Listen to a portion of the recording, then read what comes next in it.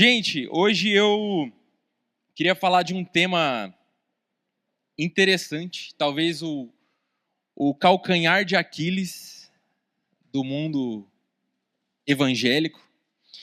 Hoje eu quero falar sobre batalha espiritual. Olha a galera empolgadaça.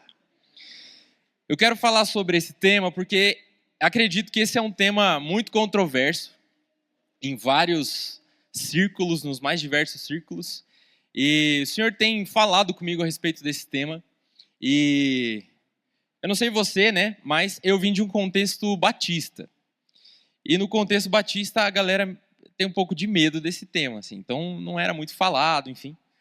E agora a gente está num contexto mais carismático, pentecostal, onde o pessoal já é mais empolgado, né? E a gente vê um monte de maluquice por aí a respeito desse tema. Então eu queria hoje trazer uma exposição para que a gente pudesse entender o que a palavra de Deus fala a respeito desse tema. Eu acredito que não apenas trazer algo a respeito para a gente compreender, mas existe uma realidade que nós precisamos entender, que está perto de nós, e que eu acredito que o Senhor quer abrir os nossos olhos para essa realidade. Então, antes da gente ler, antes da gente entrar na palavra em si, eu gostaria de orar e gastar um tempinho orando aqui. Então, eu queria que você fechasse seus olhos.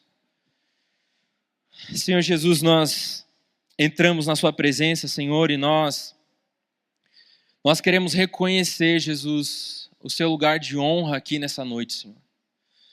Nós exaltamos o seu nome, nós glorificamos o seu nome, nós reconhecemos, Senhor, que somente o Senhor é Deus.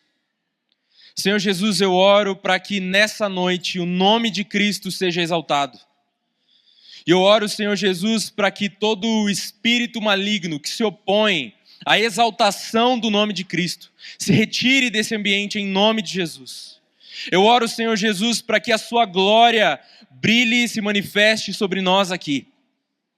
E eu oro, Senhor Jesus, para que o Senhor abra os nossos olhos e que todo tipo de distração, Senhor, seja retirado da nossa frente nessa noite.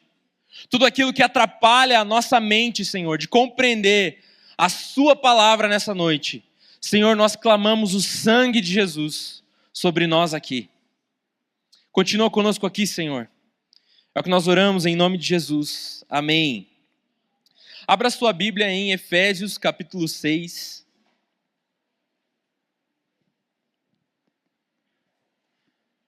Efésios capítulo 6, a gente vai ler do verso 10 ao verso 20.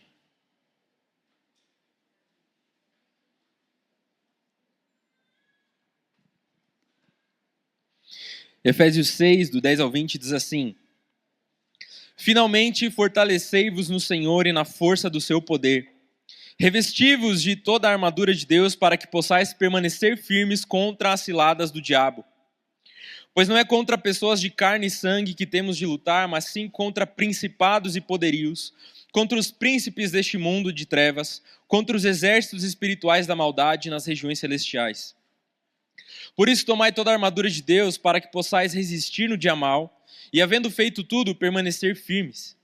Portanto, permanecei firmes, trazendo em volta da cintura a verdade e vestindo a couraça da justiça, calçando os pés com a disposição para o evangelho da paz, e usando principalmente o escudo da fé, com o qual podereis apagar todos os dardos em chamas do maligno.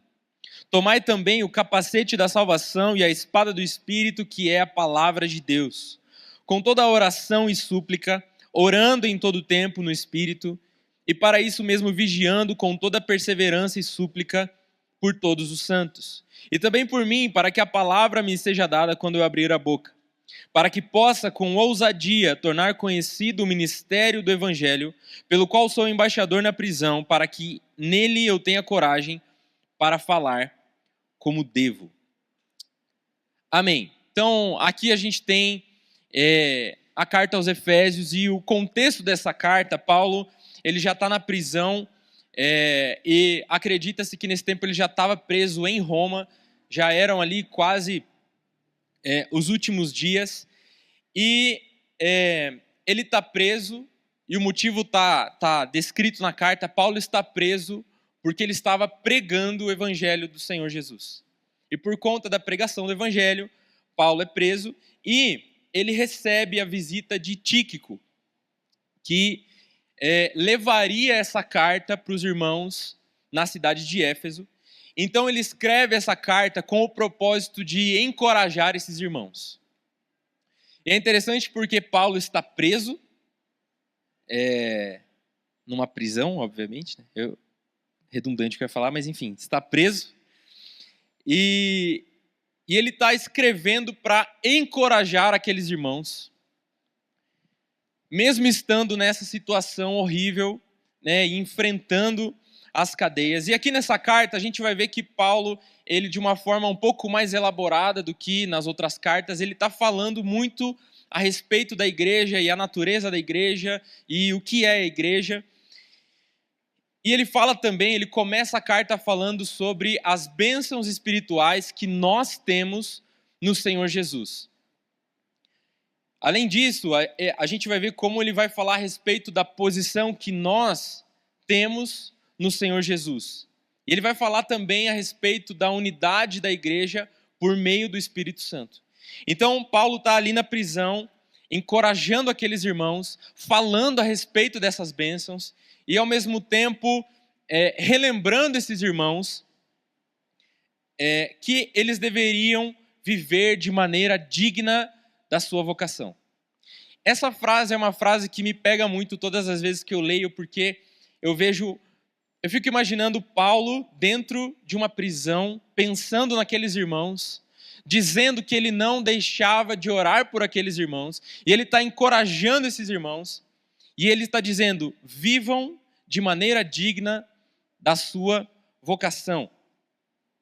E já no fim da carta, entrando aqui no capítulo 6 que nós lemos, Paulo começa a advertir os irmãos sobre como a igreja ela vai encontrar oposição do inimigo para viver nesse mundo, mesmo encontrando toda essa plenitude de bênçãos que estão disponíveis em Cristo.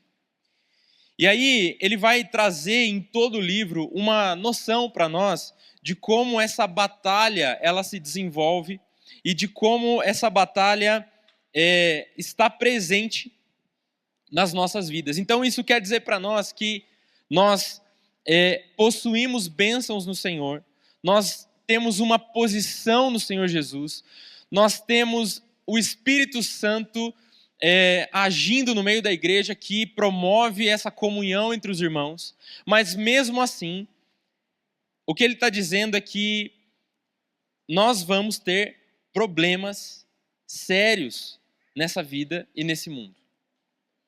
E o que ele está dizendo aqui no capítulo 6 é que essa igreja que está unida em Cristo e unida entre si por meio do Espírito Santo está inserida num mundo hostil.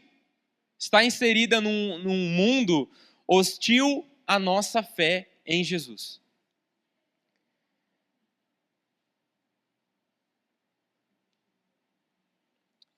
O que a gente vai perceber que Paulo está exortando os irmãos aqui é que Satanás, em toda a sua fúria, ele deseja entrar em guerra contra o povo de Deus e destruir esse povo espiritualmente.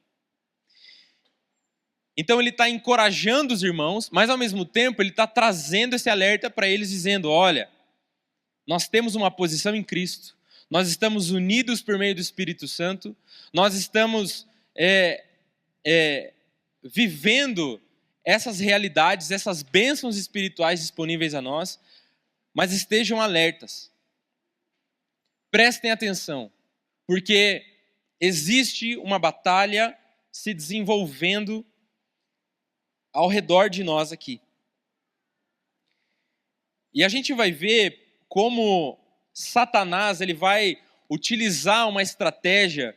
Satanás e seus demônios vão usar estratégias, utilizando tentações, pensamentos malignos, pecados, para afastar os crentes dessa realidade espiritual que nós temos em Cristo Jesus, para que o nosso entendimento se torne obscuro a respeito dessa realidade que Jesus fornece para nós.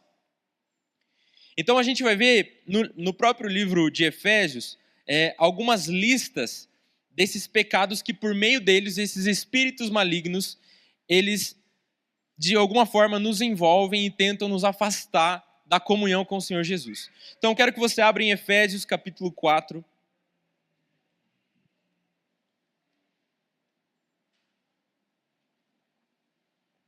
Efésios 4, a partir do 17. Portanto, digo e dou testemunho no Senhor que não andeis mais como andam gentios, em pensamentos fúteis, obscurecidos no entendimento, separados da vida de Deus pela ignorância e dureza do coração. Havendo se tornado insensíveis, entregaram-se à devassidão para cometer com avidez todo tipo de impureza. Pula lá para o verso 25. Por isso, abandonai a mentira e cada um fale a verdade com o seu próximo, pois somos membros uns dos outros. Quando sentirdes raiva, não pequeis, e não conserveis a vossa raiva até o pôr do sol, nem deis lugar ao diabo. Aquele que roubava, não roube mais. Pelo contrário, trabalhe fazendo com as mãos o que é bom, para que tenha o que repartir com quem está passando necessidade. Não saia da vossa boca nenhuma palavra que cause destruição, mas só a que seja boa para a necessária edificação, a fim de que transmita graça aos que ouvem, e não entristeçais o Espírito Santo de Deus, com o qual fostes selados para o dia da redenção. O que Paulo está falando na carta aos Efésios, quando ele entra nesse assunto da batalha espiritual, ele está convocando os irmãos e alertando: nós estamos em guerra. Existe um conflito espiritual que se desenrola desde a fundação do mundo e que tem como objetivo nos afastar da presença de Deus. E nós precisamos estar conscientes disso, porque nós estamos, todos nós, vulneráveis a essa batalha. Eu quero voltar no capítulo 6, e eu gostaria que a gente lesse juntos o verso 12, que diz assim: pois não é contra pessoas de carne e sangue que temos de lutar, mas sim contra principados e poderios, contra os príncipes deste mundo de trevas, contra os exércitos espirituais da maldade nas regiões celestiais. E aqui a gente vai encontrar uma das primeiras definições de batalha espiritual, de acordo com o que a palavra diz. Porque se a gente quer entender, a gente precisa entender o que a palavra diz, amém? Amém.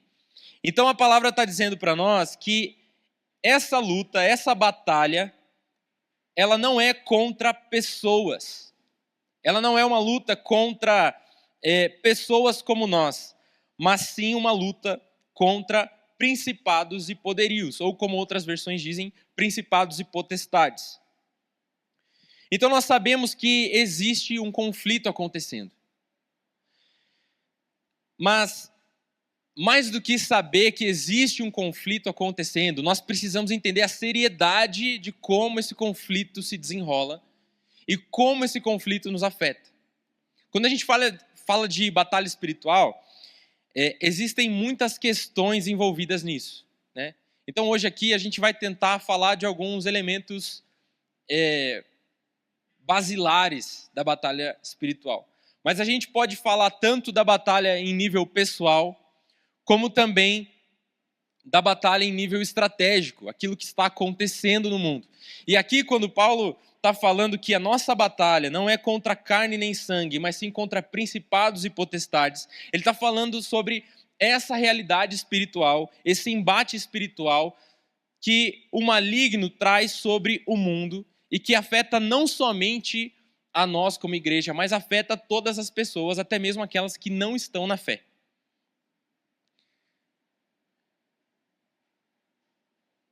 E aí o texto segue e ele diz: contra os príncipes deste mundo de trevas, contra os exércitos espirituais da maldade nas regiões celestiais. Nós sabemos que a palavra diz para nós que esse mundo jaz no maligno. E a gente vê aqui uma exortação para que a gente viva uma vida fortalecida no Senhor diante dessa realidade.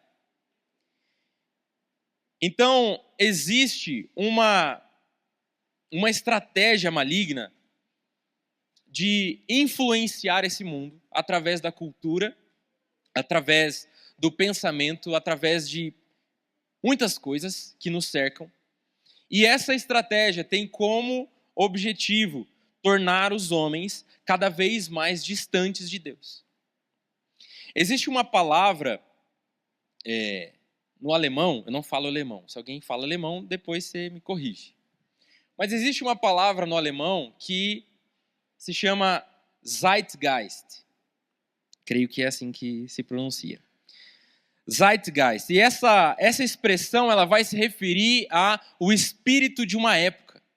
O espírito, ou no inglês, o fantasma de uma época. E normalmente isso vai falar a respeito da cultura de um período particular se desenrolando durante a história. E quando a gente pensa nisso, e se a gente pensar nos últimos anos que a gente tem até aqui, a gente vai ver que em cada década a gente teve ênfases na cultura, na arte, na música, nos filmes, e essas ênfases foram moldando padrões de pensamento nas pessoas, fazendo com que as pessoas se acostumassem com pensamentos que fossem totalmente opostos àquilo que nós cremos. Pensamentos totalmente opostos e que se levantam contra a fé cristã, como nós cremos aqui. Só que quando a gente para pensar no desenrolar da história, a gente vai vendo que com o passar do tempo, a cultura ela vai se disseminando de uma forma mais rápida. Então, há 50 anos atrás, talvez para você receber uma informação, isso demorava muito tempo para chegar. Hoje em dia, a gente tem acesso à informação de uma forma muito mais rápida.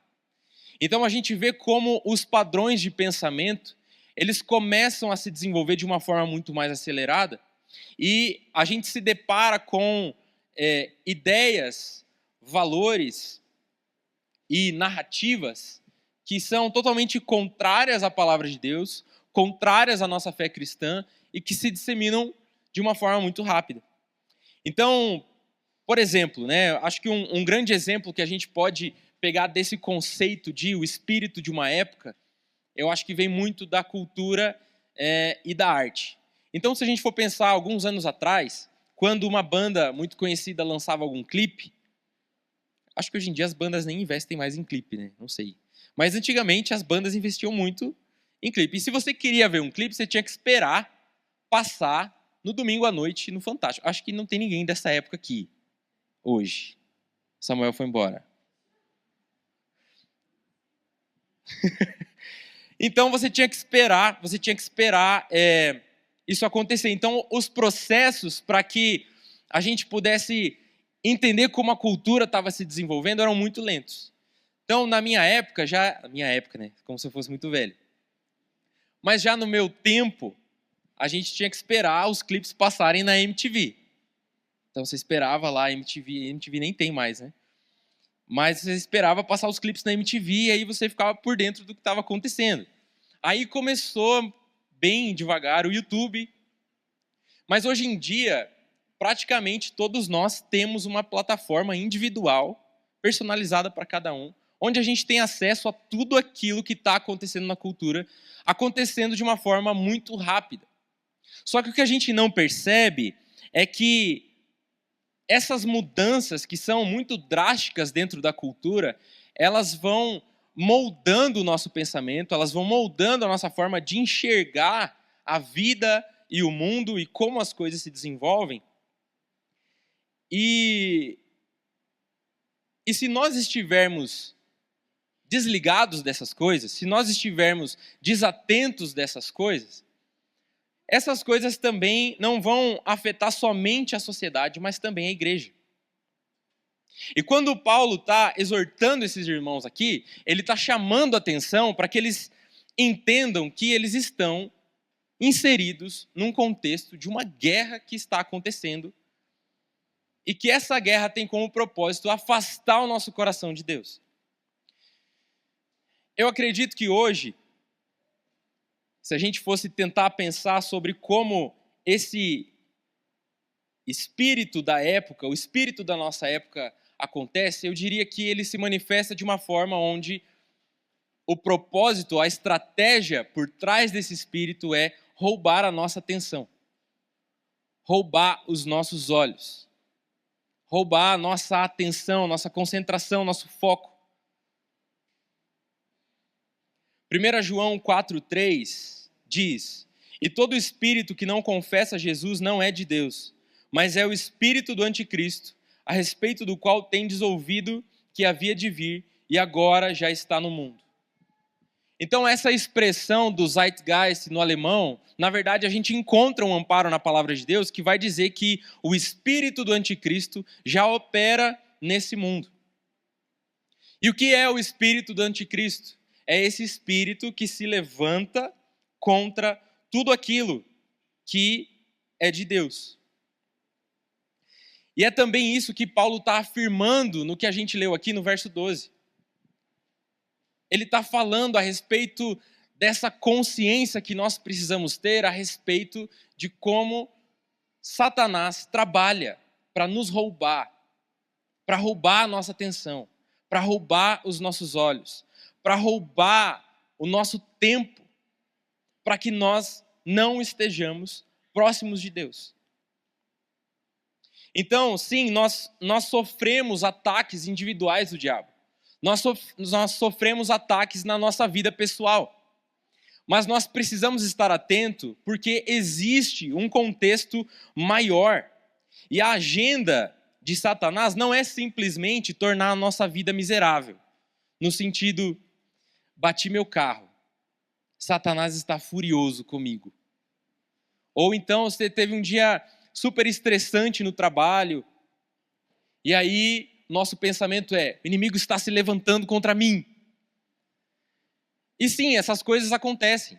Satanás pode usar essas coisas para nos afetar. Mas a agenda de Satanás, a agenda maligna que opera contra a nossa fé, ela tem o intuito de influenciar a mente dos seres humanos contra Deus. E o que essa agenda quer é impor esse modo demoníaco de pensamentos para que a humanidade se conforme com isso.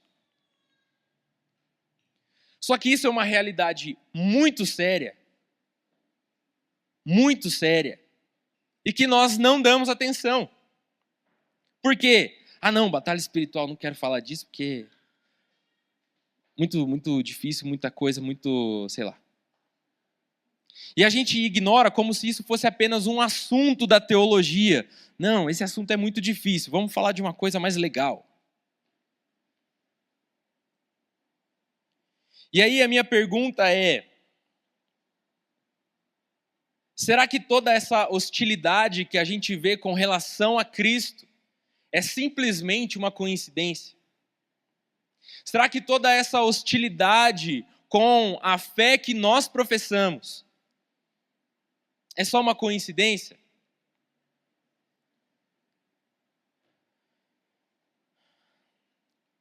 É disso que a verdadeira guerra se trata, é disso que Paulo está falando. E a principal arma usada nessa guerra é algo chamado engano.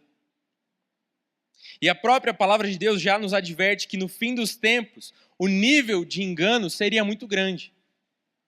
Que Satanás e seus demônios iriam trabalhar de uma forma para que, se possível, enganassem até mesmo aqueles que foram salvos. E uma coisa que nós precisamos entender é que não existe neutralidade nisso aqui. E aí quando a gente fala sobre isso, não, a gente não pode ser alarmista. Isso não é ser alarmista. Isso é o que a palavra de Deus está dizendo para nós. E Paulo está dizendo para esses irmãos: ei, nós estamos em guerra.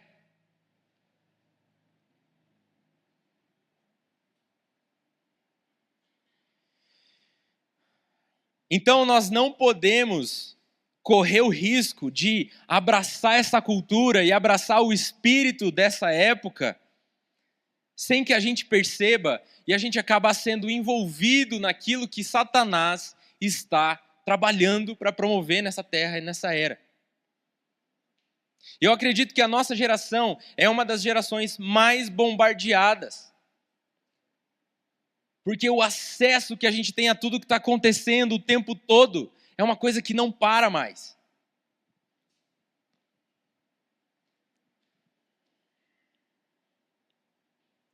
Então, como que nós devemos viver frente a essa batalha que se desenrola diante de nós? Vamos lá para o verso 10 e 11 de Efésios capítulo 6.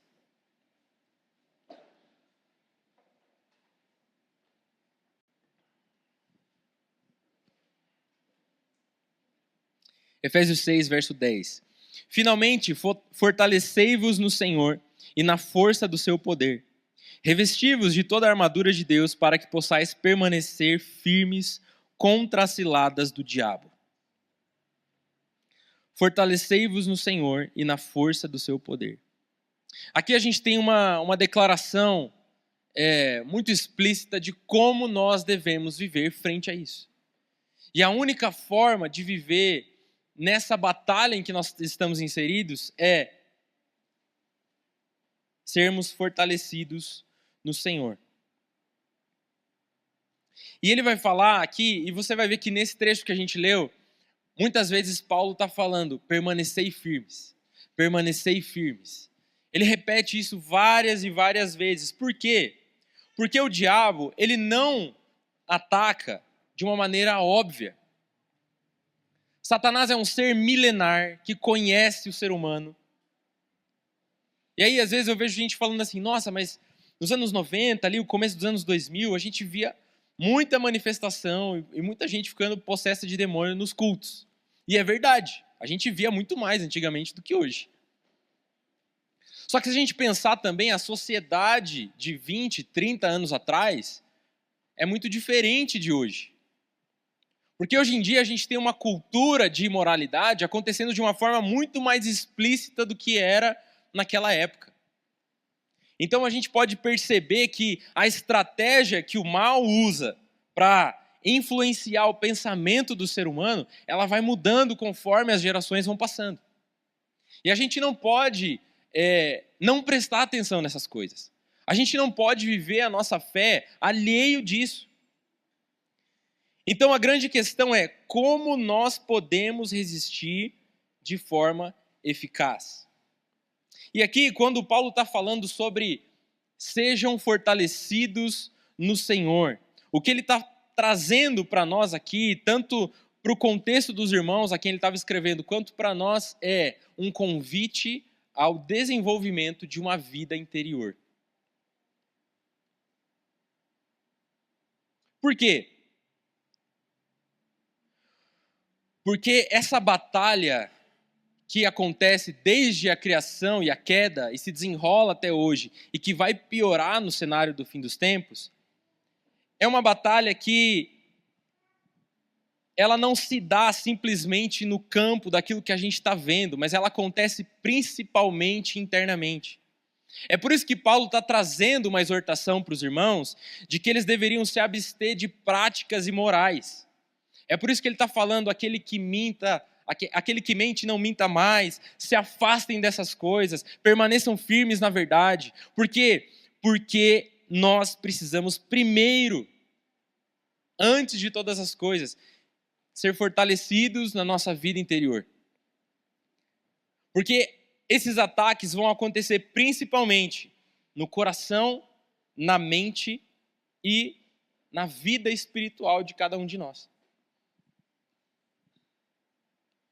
Então, a nossa vida interior, o quanto nós estamos desenvolvendo a nossa vida interior, vai falar a respeito do quanto nós estamos inseridos ou conscientes dessa batalha espiritual. Porque se a nossa vida interior, aquilo que nós estamos desenvolvendo na nossa intimidade com o Senhor Jesus, Se a nossa vida interior é uma vida fraca, distraída e desorganizada, nós vamos nos tornar presas fáceis para as estratégias de Satanás. Então, na verdade, é interessante porque a gente vê que a palavra de Deus está mostrando para nós que a vida interior, o desenvolvimento de uma vida interior fortalecida em Jesus é a antítese da batalha espiritual. Então, a batalha espiritual, ela é mais do que, irmãos, vamos desembanhem suas espadas espirituais e vamos marchar aqui ao redor da nossa igreja. Não. Tem muito mais a ver com o desenvolvimento de uma vida interior. Por quê? Porque o espírito dessa época promove distração, hiperatividade mental, superficialidade e o enfraquecimento de uma vida interior. Superficialidade. Talvez isso seja uma das coisas mais terríveis. E a gente tem esse excesso de coisas que tiram a nossa atenção daquilo que é importante. E a gente está distraído o tempo todo. Aqueles que possuem uma vida espiritual robusta dificilmente serão enganados pelo espírito do anticristo. Porque aquilo que nós estamos construindo para dentro vai nos fortalecer para que a gente possa resistir àquilo que acontece do lado de fora. Amém? E um exemplo muito claro disso é o exemplo do próprio Jesus. Porque Jesus venceu primeiro na vida interior. Jesus passa 40 dias no deserto, vencendo todas as tentações que estavam diante dele. E a gente vê que Cristo, em cada tentação que Satanás traz, ele responde com um conhecimento da palavra de Deus. Ele responde com a verdade. Porque se a principal arma é o engano, então o antídoto é a verdade. Amém?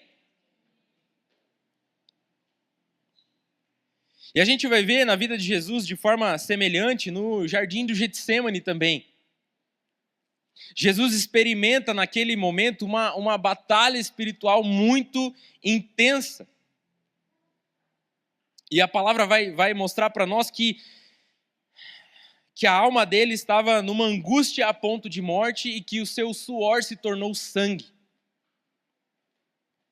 Mas o que Jesus estava fazendo diante desse cenário terrível que o seu corpo físico estava sofrendo?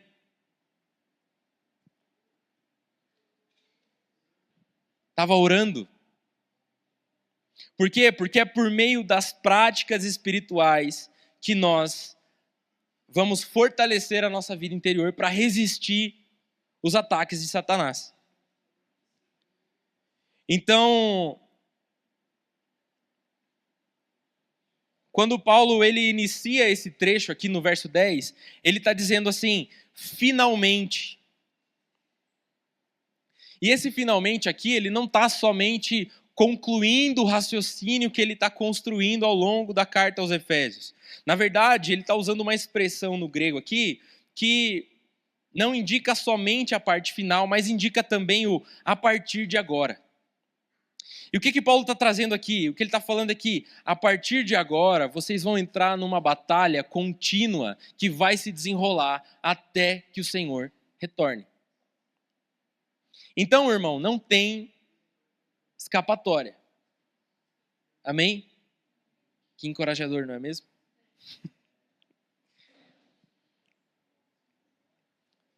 Só que um grande problema que nós temos é a tendência de, mesmo a gente sendo seres falhos, finitos, simples, a gente quer tentar combater essas coisas na força do braço.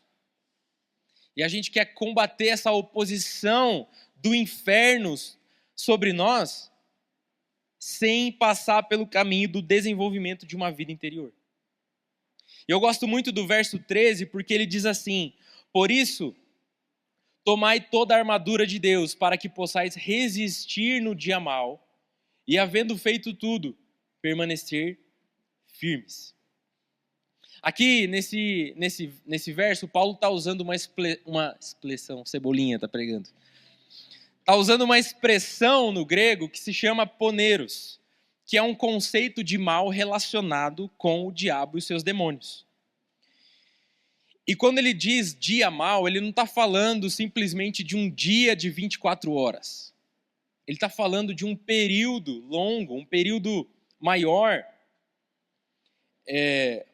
um período de tempo, uma época em que os poderes malignos eles têm essa oportunidade, eles encontram essa ocasião para atacar a igreja e atacar os crentes. E todos nós passamos pelo dia mau. Todos nós enfrentamos o dia mau. E aí, no dia mau, é como se a gente visse todas essas forças que a gente está falando aqui se unindo para nos atacar e destruir a nossa vida. Destruir a nossa vida espiritual, destruir os nossos relacionamentos, a nossa conduta, o nosso relacionamento com Deus, a nossa confiança no Senhor, a certeza da nossa salvação. No dia mau, a gente se vê diante dessas realidades e como é que a gente resiste no dia mau? Porque no dia mau, no dia que as coisas estão muito ruins, não tem teologia boa que te segure. No dia mau, não tem música de adoração, muitas vezes, que te segure. No dia mau, às vezes a gente não consegue orar. Ler a Bíblia, então, nem se fala. Todos nós, em alguma medida, a gente enfrenta esse dia mau. Mas é por isso que Paulo está, de forma exaustiva, falando com os Efésios aqui, que nós precisamos nos revestir da armadura de Deus, através do cultivo de uma vida interior. E essa convocação não é apenas para que a gente resista, mas é para que a gente possa continuar fazendo o que ele está falando repetidamente aqui. Continuem firmes. Permaneçam firmes. Por quê? Porque mesmo que o dia mau venha sobre nós, mesmo que o dia mau venha e nos tire do prumo, nós podemos permanecer. Nós podemos permanecer unidos ao Senhor Jesus.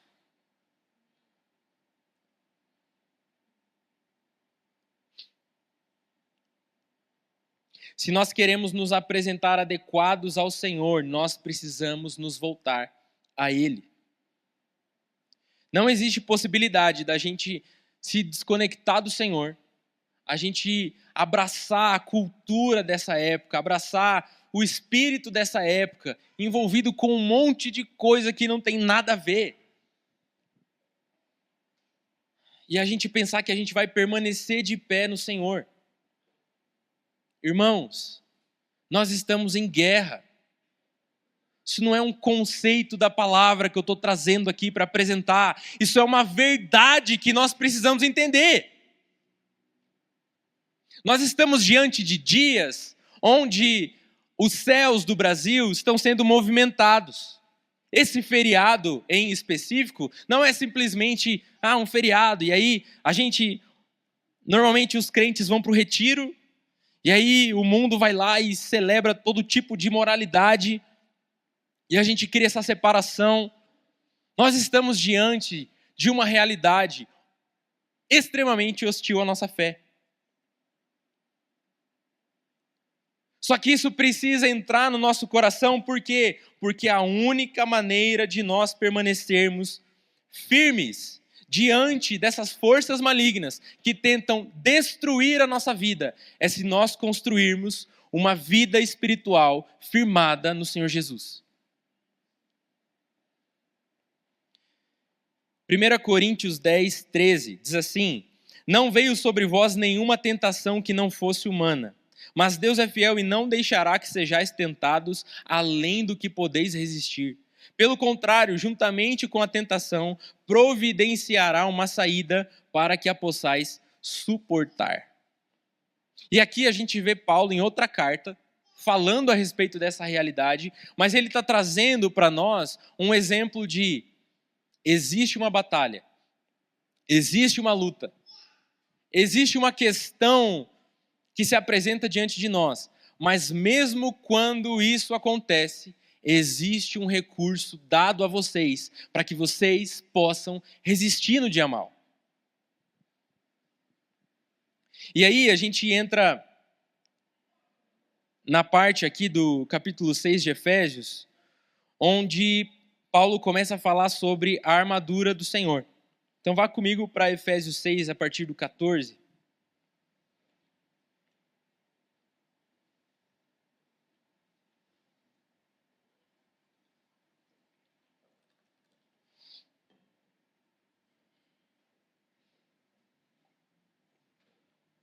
Efésios 6, 14 diz assim: Portanto, permanecei firmes, trazendo em volta da cintura a verdade e vestindo a couraça da justiça, calçando os pés com a disposição para o evangelho da paz e usando principalmente o escudo da fé, com o qual podereis apagar todos os dardos em chamas do maligno. Tomai também o capacete da salvação e a espada do Espírito, que é a palavra de Deus, com toda a oração e súplica, orando em todo o tempo no Espírito, e para isso mesmo vigiando com toda a perseverança e súplica por todos os santos. Então essa aqui é uma passagem muito conhecida nossa, né? Quem cresceu na igreja com certeza já na salinha de domingo pintou lá a armadura da fé, o escudo da fé, o capacete da salvação, enfim. Então a gente conhece. Se você não conhece, acabou de conhecer. E aí a gente vê Paulo descrevendo, e no contexto aqui, Paulo está preso.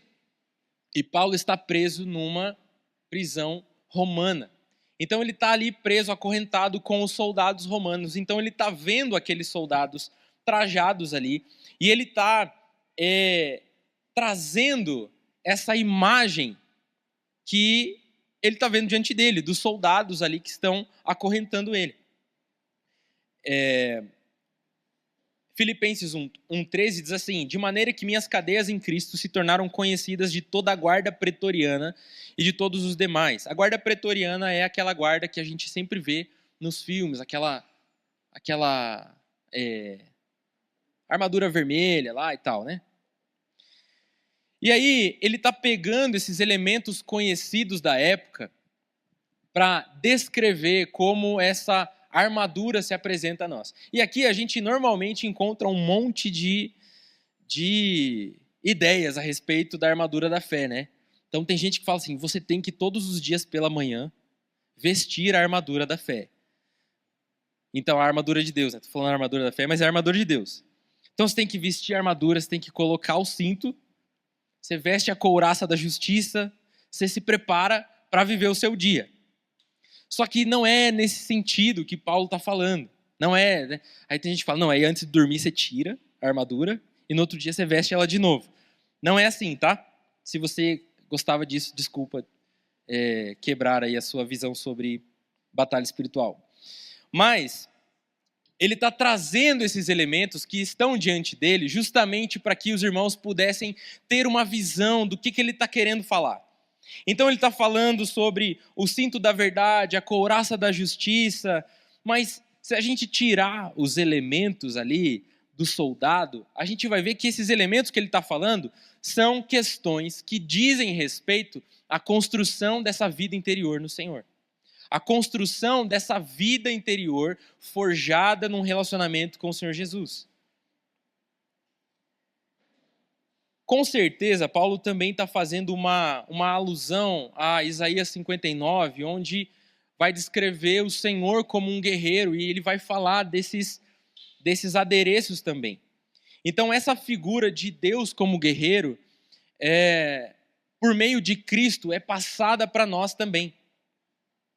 Então, embora a gente veja uma linguagem militar que Paulo está trazendo aqui para descrever como nós vamos resistir a essa batalha espiritual, o foco aqui é sobre o cultivo de uma vida fortalecida no Senhor. E essas figuras, elas servem para nos mostrar que nós precisamos estar preparados e prontos para todo tipo de cilada.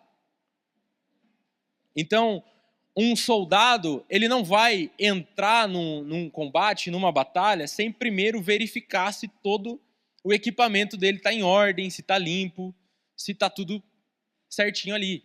Ele não espera chegar na batalha para começar a ver se ele está em condições. Ele se prepara antes. Então, o que Paulo está querendo trazer para nós aqui com essa imagem da armadura de Deus é a prontidão que nós precisamos ter como povo de Deus para entrar nessa batalha.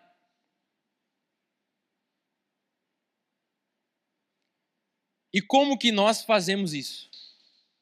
Como então nós podemos nos revestir da armadura de Deus, nos revestir dessa realidade espiritual que nos protege desse combate que está diante de nós? E a resposta está lá no verso 18, quando ele diz: com toda oração e súplica, orando em todo tempo no Espírito. Orando, às vezes, antes do almoço. Orando quando? Todo tempo. Por quê? Porque é por meio da oração que nós vamos cultivar essa realidade de uma vida interior fortalecida. Então a gente vai ver a oração e a intercessão não apenas como armas dessa guerra espiritual, mas elas são também o meio pelo qual nós construímos essa vida espiritual que Paulo está exortando os irmãos. Quando a gente ora sem essa profundidade interior, a gente pode estar só simplesmente falando um monte de palavras. Quando a gente ora a partir de um lugar onde nós não estamos construindo e sendo fortalecidos em um relacionamento, nutridos em um relacionamento de uma vida interior com o Senhor, nós estamos apenas repetindo palavras atrás de palavras. Mas quando nós oramos a partir de um lugar de intimidade real com Deus, isso vai gerar impactos reais. E isso vai gerar a construção de uma vida alicerçada no Senhor. Olha só que interessante, lá em Marcos 9, 28, 29, a palavra diz assim: quando entrou em casa, seus discípulos lhe perguntaram em particular: por que não conseguimos expulsá-lo? E ele lhes respondeu: essa espécie não sai, a não ser pela oração e pelo jejum. E esse texto traz alguns questionamentos, por quê? Eles estão falando a respeito de uma pessoa que estava endemoniada lá e que eles não conseguiram expulsar. E Jesus fala, essa espécie só sai com oração e jejum. Mas o que tem a ver a oração e o jejum, que vai construir algo no meu interior, com a vida do outro? Consegue entender essa dinâmica? O que Jesus está falando é que a construção de uma vida interior é o antídoto para a batalha espiritual que está diante de nós. Mas é importante a gente fazer uma ressalva aqui. Por quê? Porque a fonte não é a oração. A fonte não é o jejum. Porque a gente tem a mania de transformar essas coisas. Não, a oração... Gente, a oração é importante, mas a oração é uma ferramenta. A fonte é Jesus Cristo. Então imagina, a gente quer pendurar um quadro na parede de casa. E aí precisa furar a parede, certo? Aí a gente vai lá, fura a parede, põe o quadro. E aí toda vez que a gente olha para o quadro, a gente fala: que furadeira boa, hein? É isso que a gente fala? Não. A furadeira é uma ferramenta. O propósito é que o quadro estivesse lá. A oração é uma ferramenta. O jejum é uma ferramenta. São disciplinas espirituais. Mas a fonte não está na oração. A fonte não está no jejum, o ato em si. A fonte está em Jesus. E olha só, quero ler mais um texto aqui, Lucas capítulo 10. A gente já está quase encerrando. E quando o pregador fala isso, não significa nada, né?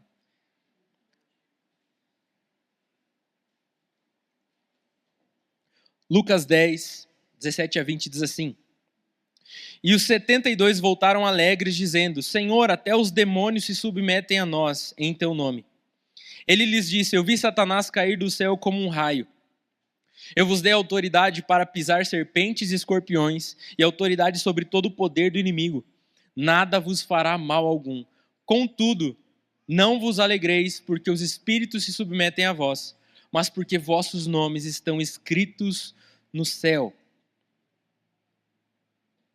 Os discípulos agora eles estão voltando de um episódio onde eles tiveram conflitos espirituais, onde eles declararam o nome de Jesus e pessoas foram libertas, e eles voltam com grande alegria. E está tudo bem, Jesus não está repreendendo eles porque eles estavam alegres por isso. Quando a gente vê uma pessoa sendo liberta, isso é um motivo de alegria, é algo maravilhoso que acontece. Mas o que Jesus está falando aqui? Ele está trazendo um apontamento maior. Ele está falando que maior deve ser a nossa alegria da gente encontrar o nosso nome escrito nos céus. Por quê? Porque a alegria maior não é simplesmente que os demônios se sujeitam à autoridade do nome de Jesus. A alegria maior é que nós estamos unidos com Cristo.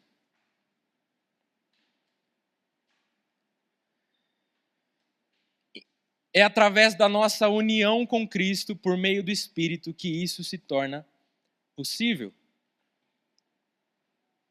Indo para o final já, a gente entende que nós estamos inseridos numa batalha espiritual, que nós temos uma responsabilidade de fortalecer a nossa vida interior, de fortalecer a nossa vida com Jesus, a nossa intimidade com Jesus. Mas isso só acontece quando nós estamos conscientes da posição que nós temos em Cristo. Paulo vai declarar nos capítulos iniciais ali de Efésios que existe uma sorte de bênçãos que nós temos em Cristo. Ele vai falar sobre a herança que nós temos em Jesus e como nós devemos prosseguir na jornada da nossa fé, tendo conhecimento dessa herança que está disponível a nós. Só que apesar disso, e mesmo sabendo da posição que nós ocupamos em Jesus, nós não estamos livres dessas ciladas que o diabo prepara para nós. É por isso que ele está trazendo essa repetição de permaneçam firmes, se revistam da armadura de Deus. E a gente vai ver como a doutrina da nossa união com Cristo, ela é demonstrada nessa carta de Efésios. Começando ali com a eleição antes da fundação do mundo. E a gente vai ver que essa expressão em Cristo Jesus, ela vai se repetindo, trazendo para nós essa consciência de que nós estamos contidos em Cristo. Nosso relacionamento com o Senhor se dá através de uma união em que nós estamos inseridos dentro dele. E essa união, ela vai se apresentar como a base para todas essas bênçãos espirituais.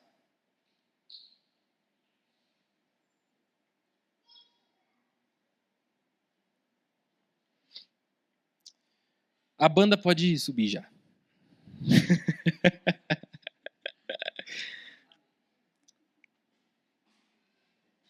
Queridos, eu acredito que existe muita bagunça quando a gente fala a respeito de batalha espiritual. Existe uma confusão de doutrinas, de teologias, de pensamentos. E isso também faz parte da estratégia de Satanás.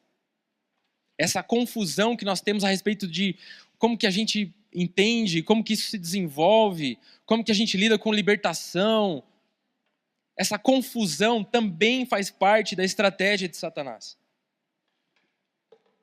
Mas quando a gente está vendo a descrição da armadura de Deus em Efésios, Paulo está retratando a realidade da batalha espiritual, retratando a realidade desse conflito que se desenrola. E ele está retratando o cristão numa posição de defesa, de resistência, mas de uma posição onde tudo já foi conquistado em Cristo. A nossa batalha não se dá somente ao Deus dará. O Senhor Jesus, Ele permanece conosco. Ele permanece junto de nós. Ele permanece unido a nós e nós unidos a Ele. E é nesse cenário que a batalha espiritual se desenvolve. Cristo já conquistou todas as coisas. E em Cristo nós já temos a vitória, nós já estamos assentados com Cristo nas regiões celestiais. E é por conta dessa consciência e dessa realidade que nós temos o estímulo para que nós possamos permanecer firmes diante do ataque de Satanás. Cristo é quem nos dirige nessa batalha. Eu queria convidar você para ficar de pé. Eu acredito que todos nós experimentamos batalhas espirituais, seja num nível pessoal, seja num nível estrutural. Mas eu gostaria que agora você fechasse os seus olhos. Eu quero ler alguns textos da palavra de Deus que afirmam para nós a realidade da nossa união com Cristo. Nós precisamos ter consciência do quanto estamos unidos ao Senhor Jesus e que Ele nos dirige nessas batalhas. Efésios 1:21, Ele está acima de todo principado, autoridade, poder, domínio e todo nome que possa ser pronunciado, não só nesta era, mas também na era vindoura. Também que Ele sujeitou todas as coisas debaixo dos seus pés, para que seja cabeça sobre todas as coisas, e o deu à igreja.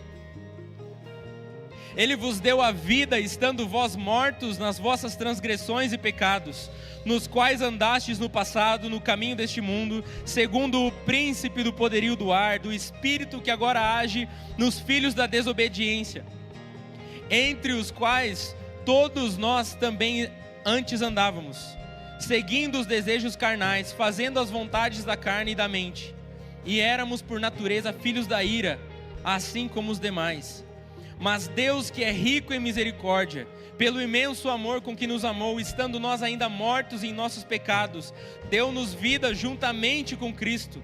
Pela graça sois salvos, e nos ressuscitou juntamente com Ele, e nos fez assentar nas regiões celestiais em Cristo Jesus. E a vós, quando ainda estavais mortos nos vossos pecados e na incircuncisão de vossa carne, Deus vos deu vida juntamente com Ele, perdoando todo o nosso pecado e apagando a escrita de dívida que nos era contrária. Ele removeu do nosso meio, cravando na cruz, e tendo despojado os principados e poderes, os expôs em público na mesma cruz e triunfou sobre eles. A luz resplandece nas trevas e as trevas não prevalecem contra ela. Ele nos tirou do domínio das trevas e nos transportou para o reino do seu Filho amado. Quem vive habitualmente no pecado é do diabo, pois o diabo peca desde o princípio. Para isto o Filho de Deus se manifestou, para destruir as obras do diabo. Agora é chegada a salvação e a força e o reino do nosso Deus e o poder do seu Cristo, porque já foi lançado fora o acusador de nossos irmãos, o qual diante do nosso Deus os acusava de dia e de noite. E eles venceram pelo sangue do Cordeiro e pela palavra do seu testemunho. Por isso Deus também o exaltou com toda a soberania e lhe deu o nome que está acima de qualquer outro nome, para que o nome de Jesus se dobre todo o joelho dos que estão nos céus, na terra e debaixo da terra, e toda língua confesse que Jesus Cristo é o Senhor, para a glória de Deus Pai.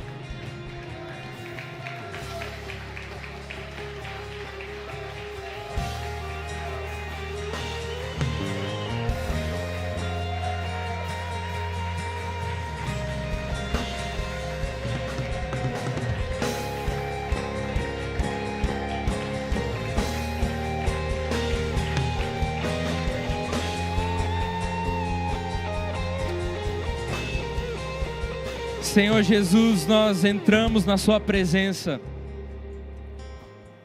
e nós sabemos, Senhor, que existe uma batalha diante de nós. Nós sabemos, Senhor, que as forças das trevas operam incansavelmente para que nós estejamos distantes do Senhor. Mas, Senhor, nessa noite nós reconhecemos que nós estamos alicerçados em Cristo Jesus.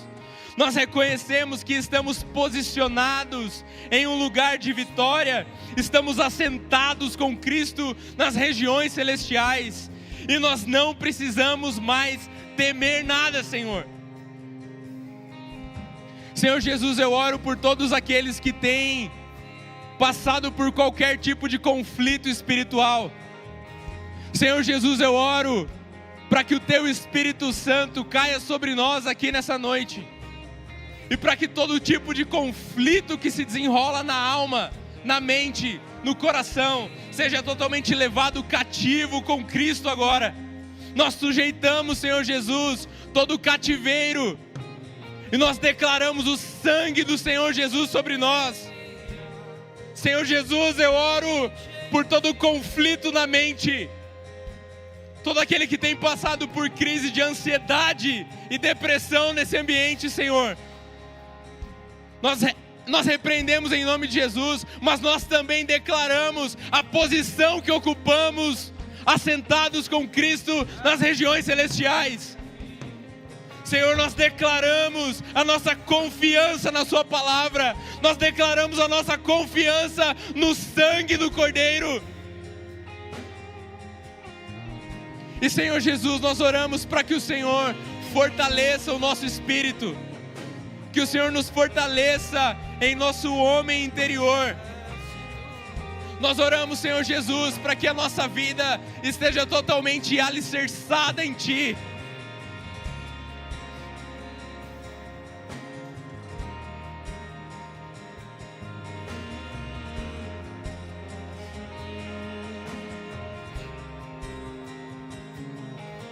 Senhor Jesus, nós damos uma ordem agora na autoridade do nome de Jesus, para que todo tipo de espírito imundo que se levanta nesse lugar, todo tipo de espírito que se levanta contra o nome de Jesus, na autoridade do nome de Cristo, nós ordenamos, se retire agora e vá para onde Jesus te ordenar.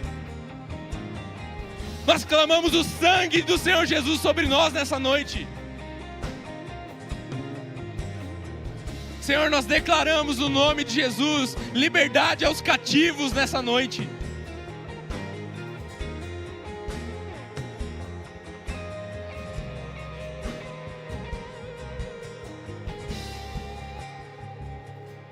Senhor, nós oramos também pela nossa nação, e nós oramos por esses dias que estão adiante de nós, Senhor, e nós oramos para que o nome do Senhor Jesus não venha a ser profanado nesses dias. Nós estamos aqui como uma comunidade firme diante do Senhor, dizendo, nós continuaremos a exaltar o nome de Cristo. Nós nos posicionamos contra todo tipo de engano e contra todo tipo de espírito que tenta profanar o nome de Jesus nessa nação. Senhor Jesus, nos fortalece interiormente. Nos fortalece, Senhor. Nos torna conscientes da batalha que nos cerca. Mas mais do que isso, nos torna consciente da união que temos contigo.